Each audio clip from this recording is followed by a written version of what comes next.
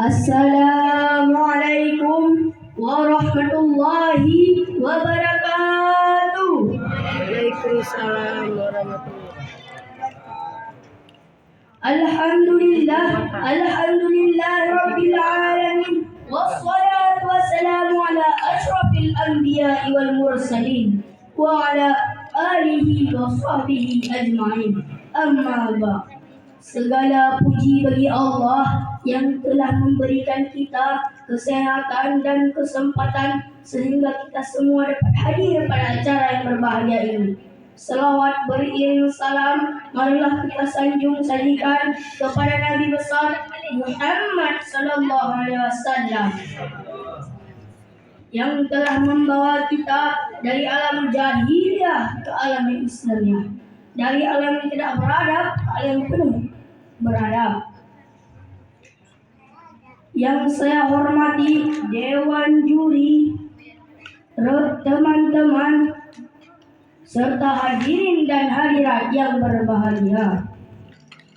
Izinkanlah pada kesempatan kali ini saya berdiri di sini untuk menyampaikan sebuah bingkisan. Bingkisan ini bukan berupa makanan dan juga bukan berupa minuman, tetapi berupa pidato yang berjudul Akhlak Nabi Muhammad Jati Diri Anak Bangsa. Akhlak Nabi Muhammad adalah segala perbuatan atau perilaku yang baik dan terpuji. Istilah ini diambil dari bahasa Arab. Dalam bahasa Indonesia, istilah ini memiliki makna yang sepadan dengan akhlak mulia atau budi pekerti luhur. Semua insan harus memiliki budi pekerti luhur dalam kehidupan mereka, karena dengan begitu mereka akan menjadi masyarakat yang beradab. Begitu juga dengan kita sebagai umat Islam harus bisa menunjukkan perilaku terpuji dalam kehidupan kita sehari-hari, seperti yang telah dicontohkan oleh pemimpin kita Nabi Muhammad SAW. Smith, seorang pujangga Inggris yang ternama, dalam kitabnya yang bernama Kehidupan Muhammad, menyatakan suatu peristiwa yang patut dicatat dalam sejarah. Ialah sikap Nabi Muhammad yang telah berhasil menegakkan 3 perkara besar pada suatu waktu, yaitu untuk umatnya, untuk kaisarnya, dan untuk seluruh pemeluk agama. Padahal ia hanya seorang yang tidak tahu tulis baca. Ungkapan tersebut memberikan kita pemahaman bahwa betapa agung dan mulia sikap Rasulullah. Bahkan dengan diutus Rasulullah yang hina menjadi mulia, yang menyembah patung Lata dan Uzza menjadi menyembah Allah Subhanahu wa Ta'ala. Perilaku manusia ketika itu sangat memprihatinkan. Yang kaya menindas yang miskin, penguasa menzalimi rakyatnya, pembunuhan, perampokan, dan berbagai bentuk amoral terjadi di mana-mana. Kemudian Allah mengutus Rasulullah ke bumi ini untuk memperbaiki akhlak dan sikap manusia. Sebagaimana sabda beliau, Innama bu'altu liutammima makarimal akhlak. Artinya, sesungguhnya aku telah diutuskan ke muka bumi ini untuk memperbaiki akhlak, menyempurnakan akhlak manusia. Ma'asyiral muslimin rahimakumullah. Dari hadis tersebut dapat kita pahami bahwa tujuan Rasulullah diutuskan ke bumi ini untuk memperbaiki akhlak manusia. Karena dengan baik akhlak manusia, maka persoalan bangsa, agama, masyarakat akan mudah diselesaikan. Nah, sekarang timbul pertanyaan, mengapa Islam dulu maju sekarang menjadi lesu? Mengapa Islam dulu bergetar sekarang menjadi gemetar? Jawabannya, karena umat Islam zaman dahulu mencintai dan menjadikan Rasulullah sebagai idola dan panutannya. Sedangkan sekarang umat Islam, terutama generasi muda, bukan Rasulullah sebagai idolanya, tetapi mereka lebih memilih artis-artis Korea. Generasi muda sekarang lebih senang menonton drama Korea daripada mendengar ceramah agama.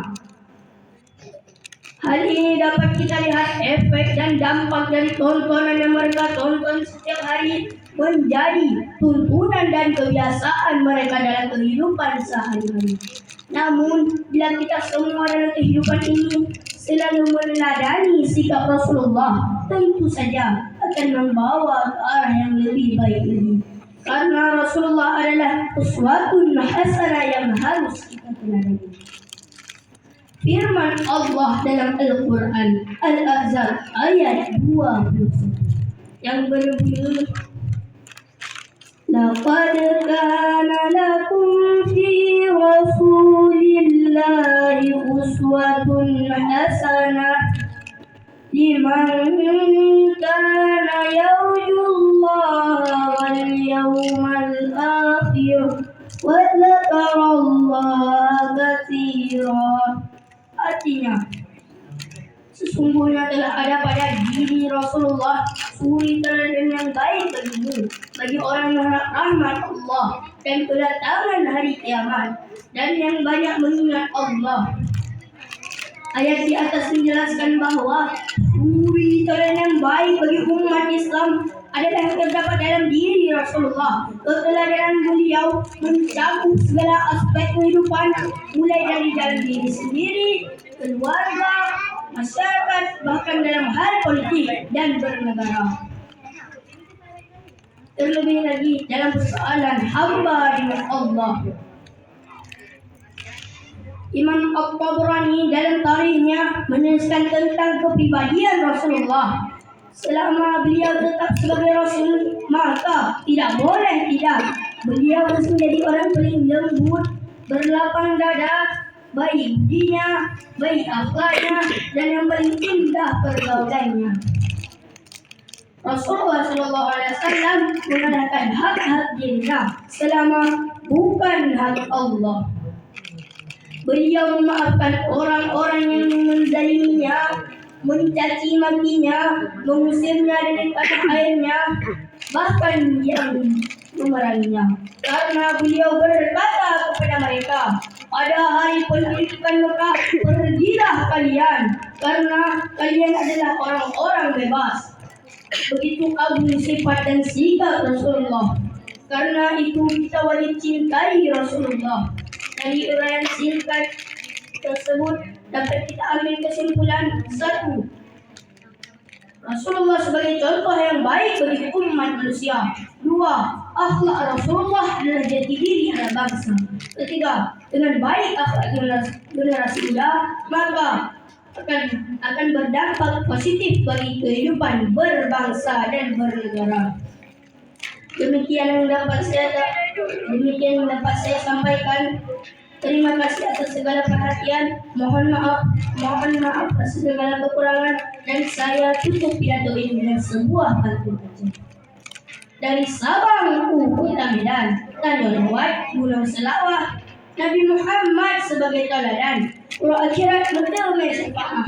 Wabillahi taufiq wal hidayah. Assalamualaikum warahmatullahi wabarakatuh.